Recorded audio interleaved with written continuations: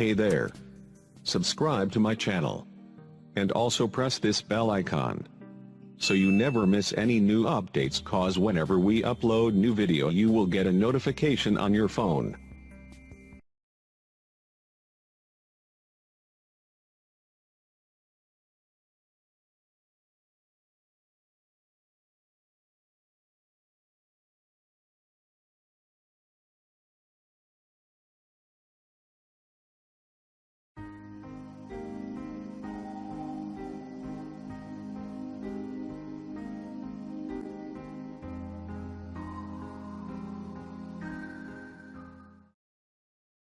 بسم الله الرحمن الرحيم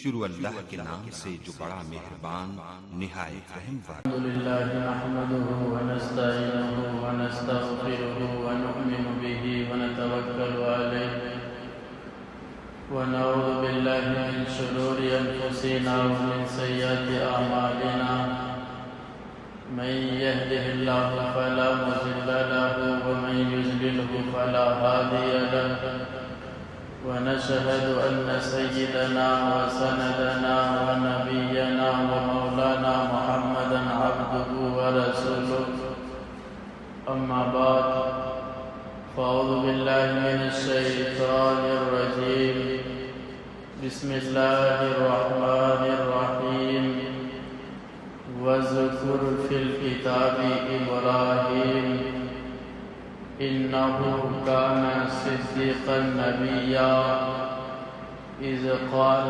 لأبيه يا أبت لم تعبد ما لا يسمع ولا يبصر ولا يغني عنك شيئا يا أبت إني قد جاءني من العلم ما لم يأتك فاتبعني أهدك صراطا سويا وقال في موضع آخر قل إن كنتم تحبون الله فاتبعوني يحببكم الله صدق الله العظيم۔ آج بھی ہو جو ابراہیم سا ایمان پیدا، آج بھی ہو جو ابراہیم سا ایمان پیدا، آگ کر سکتی ہے انداز گلستان پیدا۔ میرے اسلامی بھائیوں، ابھی میں نے قرآن کریم کی جو 2-3 آیتیں تلاوت فرمائی ہے، یہ آیت کریمہ قرآن کریم کی سورہ مریم کی ہے۔ میرا اللہ اس آیتوں کے اندر ارشاد فرماتے ہیں وَاذْكُرْ فِي الْكِتَابِ إِبْرَاهِيمَ، اے نبی آپ فرما دیجئے، آپ کہہ دیجئے کتاب میں ابراہیم علیہ السلام کا ذکر کیجئے۔ لا شک فی، اس میں کوئی شک و شبہ نہیں ہے، ابراہیم علیہ السلام اللہ کے سچے نبی تھے، اے اللہ کے رسول، اے میرے حبیب، اے پیارے نبی۔ وہ وقت بھی یاد کرنے کے قابل ہے کہ جب حضرت ابراہیم نے اپنے باپ سے کہا تھا اے میرے ابا جان، آپ کیوں ایسی چیزوں کی پوجا کرتے ہیں، آپ کیوں ایسی چیزوں کی عبادتیں کرتے ہیں، آپ کیوں ایسی چیزوں کو اپنا معبود سمجھتے ہیں جو نہ آپ کو نقصان کبھی پہنچا سکتی ہے، جو نہ آپ کو کبھی نفع پہنچا سکتی ہے، ما لا يسمع ولا يبصر، جو نہ دیکھ سکتی ہے، جو نہ سن سکتی ہے۔ اے میرے ابا جان، آپ کے کوئی بھی یہ کام نہیں آ سکتے۔ آگے ابراہیم کہتے ہیں میرے ابا جان، مجھے علم کی ایسی روشنی مل گئی ہے جو آپ کو نہیں ملی، اگر آپ میری اتباع کر لو تو میں آپ کو سیدھا راستہ دکھاؤں گا۔ میرے بھائیوں، اللہ کے نبی کی حدیث ہے، میرے نبی نے فرمایا اے لوگوں، اس روئے زمین پر اس دنیا کے اندر سب سے زیادہ آزمائشیں، اس روئے زمین پر سب سے زیادہ تکالیف، سب سے زیادہ پریشانیوں کا سامنا انبیاء علیہ السلام کو کرنا پڑتا ہے، پڑا ہے۔ اس کے بعد ان کے متبعین کو کرنا پڑا ہے، ان کے ماننے والوں کو کرنا پڑا ہے۔ اے لوگوں، گھبرانا نہیں۔ ہم مسلمانوں ابراہیم علیہ السلام کا شمار طبقے انبیاء کے جلیل القدر افراد میں ہوتا ہے۔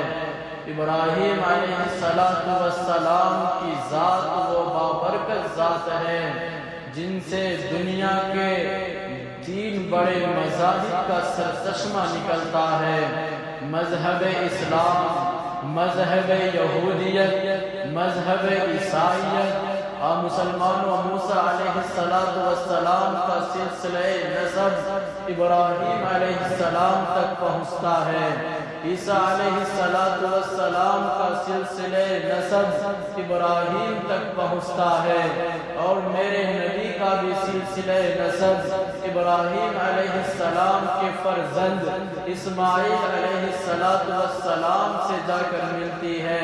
اور مسلمانوں ابراہیم وہ نبی ہیں جب اس دنیا کے اندر، جب اس عالم رنگ و بو کے اندر اپنی آنکھیں کھولتے ہیں، اس وقت پوری دنیا کے اندر ضلالت و گمراہی پھیلی ہوئی تھی۔ لوگ ایک خدا کو چھوڑ کر نہ جانے کتنے خداؤں کی عبادت کیا کرتے تھے۔ لوگ ہواؤں کو خدا سمجھتے، آسمان کے چاند اور ستارے کو خدا بنائے ہوئے تھے، لوگ آگ کی پوجا کرتے تھے۔ لیکن مسلمانوں، میں اپنے اللہ پہ قربان جاؤں، ایسے وقت میں میرا اللہ اپنا خلیل کو ایک بت پرست کے گھر میں پیدا کر رہا۔ اور مسلمانوں، میرا اللہ کی طاقت کے سامنے کسی کی نہیں چلتی۔ میرا اللہ کا مسلمانوں قانون ہی الگ ہوا کرتا ہے۔ میرا اللہ کا کرشمہ بھی عجیب و غریب ہے۔ ذرا اندازہ تو کرو، ابراہیم کا باپ آزر ہے، وہ اپنے ہاتھوں سے بتوں کو بناتا تھا، پتھروں سے بتوں کو تراشتا تھا، اور اس بتوں کو بنا کر ابراہیم کا باپ آزر بازاروں کے اندر جا کر فروخت کیا کرتا تھا۔ لیکن میرا اللہ ایک بت ساز کے گھر میں، بت پرست کے گھر میں، بت کے سامنے بت کو توڑنے والے کو پیدا کر رہا ہے۔ ایک بت کے سامنے سر جھکانے والے کے گھر میں میرا اللہ اپنے آگے، یعنی ایک نبی جو اپنے اللہ کے سامنے سر جھکانے والا ہے، اس کو پیدا کر رہا۔ میرا اللہ کی قدرت کو تو دیکھیے، بت ساز کے گھر میں اپنے نبی کو اگر میرا اللہ چاہے پیدا کر دے۔ نوح علیہ السلام مسلمانوں نبی ہیں، ان کے گھر میں میرا اللہ کنعان جیسا کافر کو پیدا کر دیا۔ اگر میرا اللہ چاہے تو مسلمانوں ابو جہل کو کعبے کے اندر پیدا کر کے ملعون کر دے۔ اگر میرا اللہ چاہے ابو بکر کو دیوال کے اندر پیدا کر کے، ابو بکر کو مندر کے اندر پیدا کر کے مغفور بنا دے۔ اگر میرا اللہ چاہے لوط علیہ السلام کی بیوی ہیں، نبی ہیں، ان کی بیوی کو اگر میرا اللہ چاہے کافرہ بنا دے۔ اگر میرا اللہ چاہے فرعون جیسے بدبخت انسان کی بیوی کو مومنہ کر دے۔ آسیہ علیہ السلام فرعون کی بیوی، کون فرعون؟ انا ربکم الاعلی، جو کہا کرتا تھا میں خدا ہوں، جو اپنے آپ کو خدائی کا دعویٰ کرتا۔ میرے اللہ نے ایسا سبق سکھایا اسے، نہ اس کو زمین نے ایکسپٹ کیا، نہ پانی نے اسے لیا، نہ پہاڑوں نے لیا۔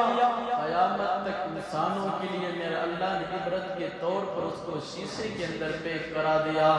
اگر میرا اللہ چاہتا ہے تو فرعون جیسے بدبخت انسان کی بیوی کو مومنہ بنا کرتا۔ اسی لیے تو میرا اللہ کا قرآن کہتا ہے ان اللہ علی کل شیء قدیر، بے شک اللہ تعالیٰ ہر چیز پر قدرت رکھتا ہے۔ اب مسلمانوں، ابراہیم علیہ السلام جب پروان چڑھتے ہیں، جب اپنے جوانی کے عمر کو پہنچتے ہیں، جو اپنی جوانی کے دہلیز پہ قدم رکھتے، تو کیا دیکھتے؟ ان کی قوم ایک خدا کو چھوڑ کر مخلوق سے جڑ چکی تھی، ان کی قوم ایک اللہ کو چھوڑ کر نہ جانے کتنے دیوی دیوتاؤں کو مانتی تھی۔ یہ بات ابراہیم علیہ السلام کو بڑی ستاتی۔ ابراہیم علیہ السلام اپنے ذوق سلیم سے اپنے دل کے اندر سوچتے کہ میری قوم، میرے قوم کے لوگوں اور میرے گاؤں والے اس قدر تباہی میں پڑے ہوئے ہیں، گمراہی میں ہیں۔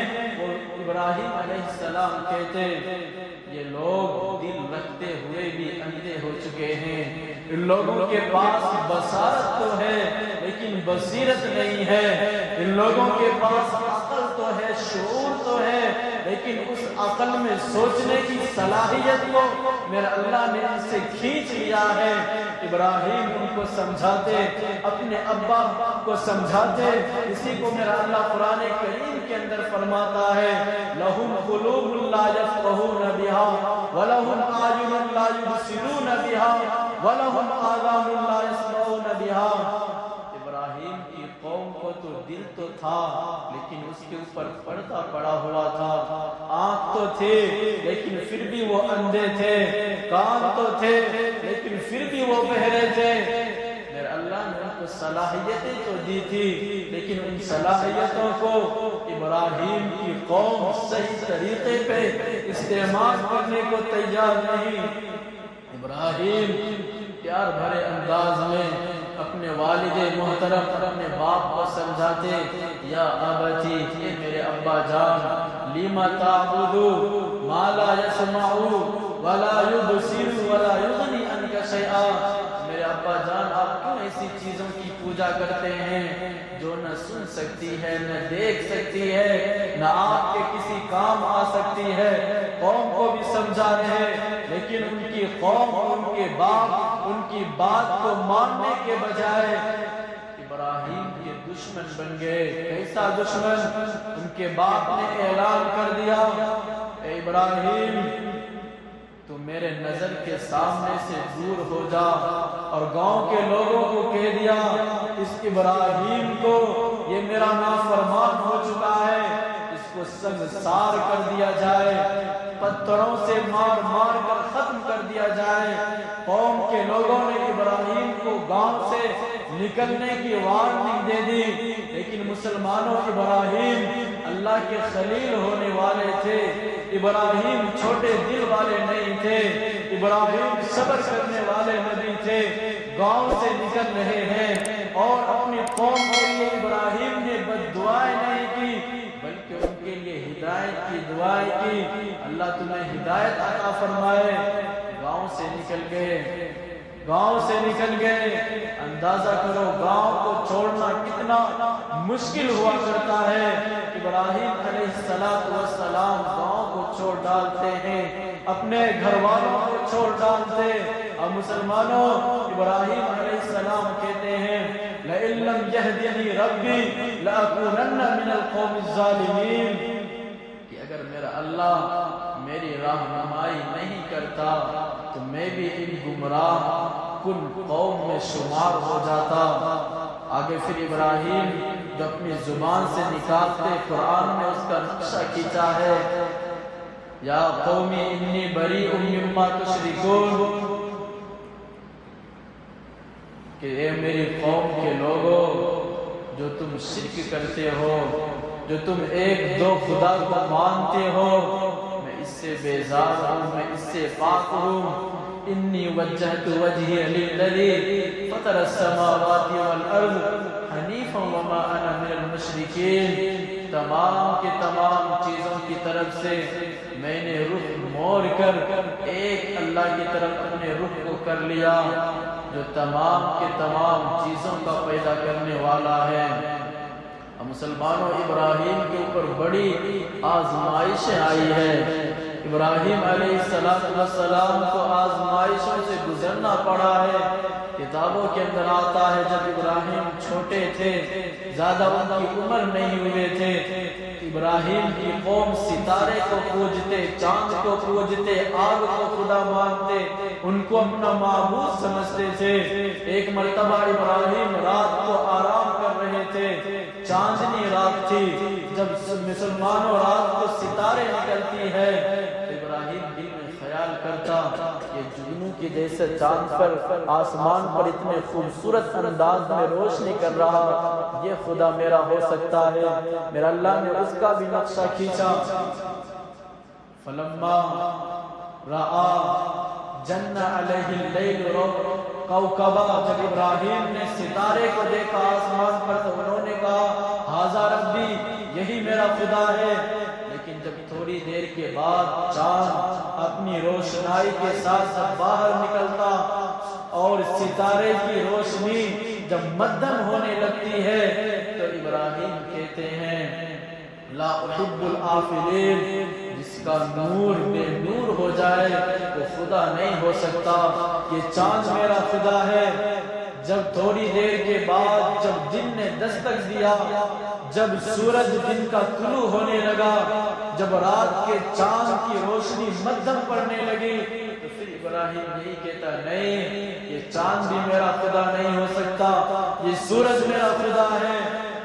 جب مسلمانوں جب شام ہوتا ہے، سورج بھی غروب ہونے لگتا، ابراہیم کی زبان پر ایک ہی الفاظ آتا ہے، نہ یہ میرا ستارہ خدا ہے، نہ چاند خدا، نہ سورج خدا، میرا اللہ تو میرا خدا تو وہ ہے جس نے ان تمام کی تمام چیزوں کو پیدا کیا ہے۔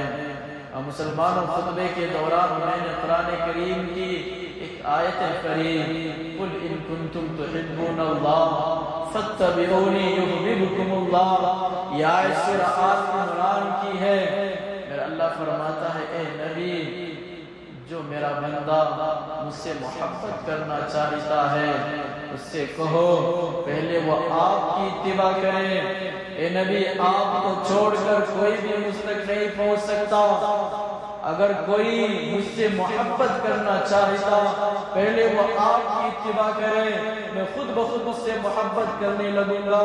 اور مسلمانوں، دنیا کے اندر جتنے بھی فسادات ہوتے ہیں، جتنے بھی واقعات پیش آئے ہیں، ان میں ضرور نہ ضرور محبت کا شبہ ملتا ہے۔ علماء کرام فرماتے ہیں محبت دو قسم کی ہوا کرتی ہے، ایک محبت محمود ہے اور وہ مطلوب ہے، دوسرا محبت مذموم ہے، یہ اللہ کو ناپسندیدہ ہے۔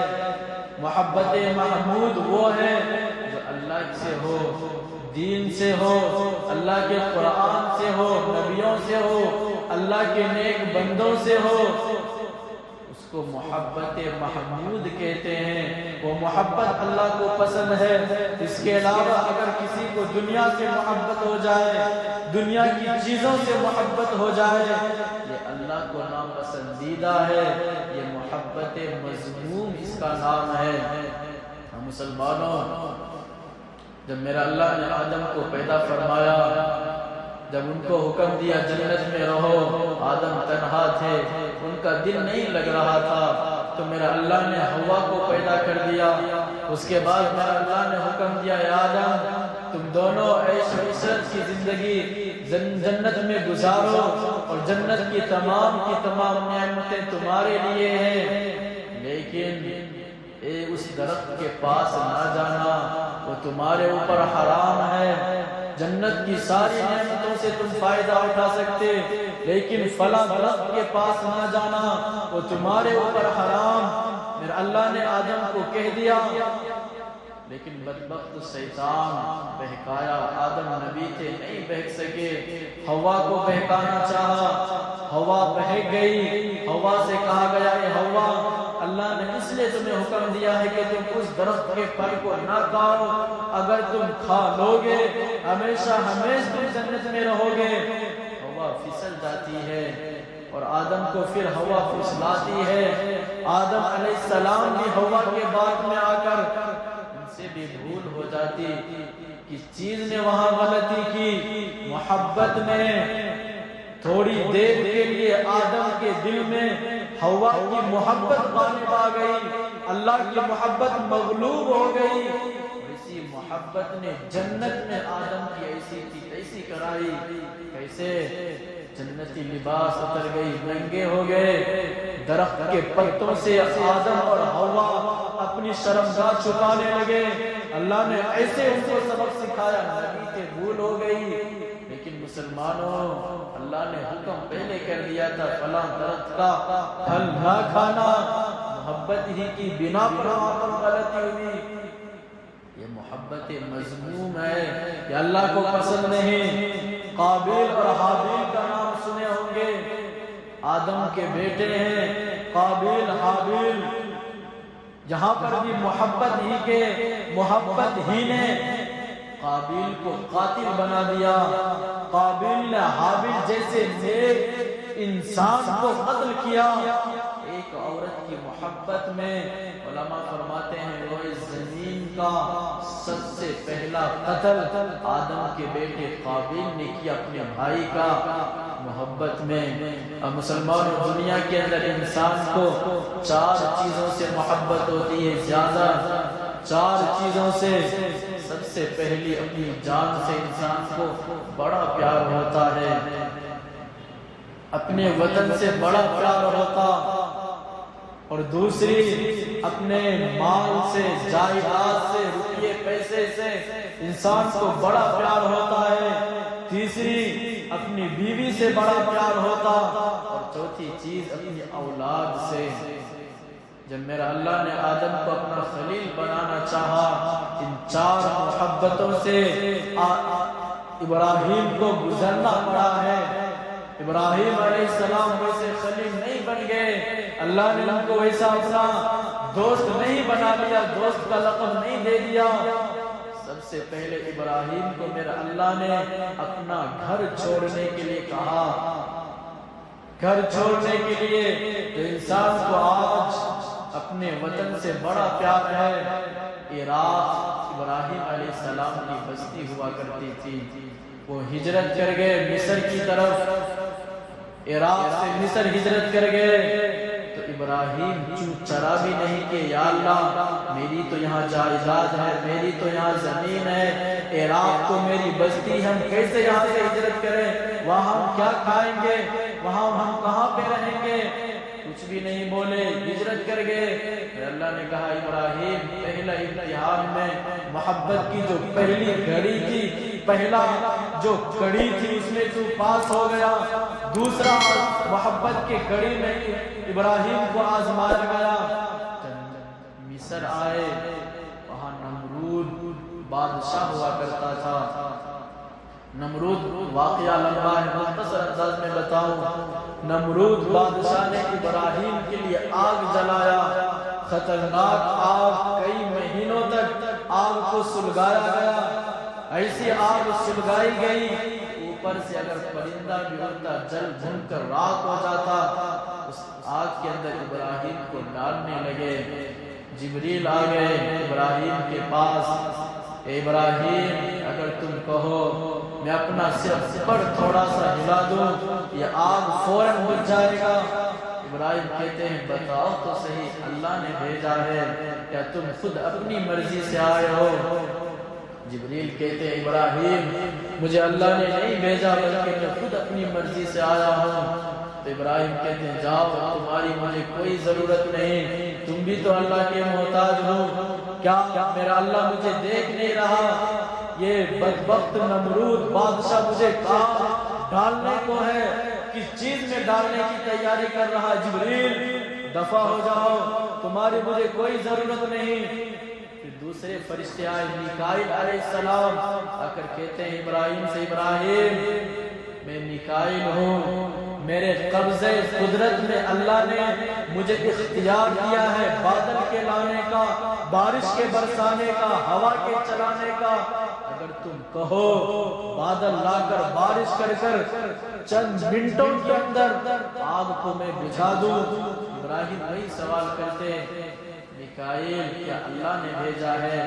نہیں، خود آئے ہو؟ ہاں، تمہاری کوئی مجھے ضرورت نہیں، میرا اللہ مجھے دیکھ رہا، اگر میں تم سے کہہ دوں بارش برساؤ لیکن میرے اللہ کی مرضی کچھ اور ہو تو میرے اللہ کی مرضی کے خلاف ہو جائے گی، تمہاری مجھے ضرورت نہیں، چلے جاؤ۔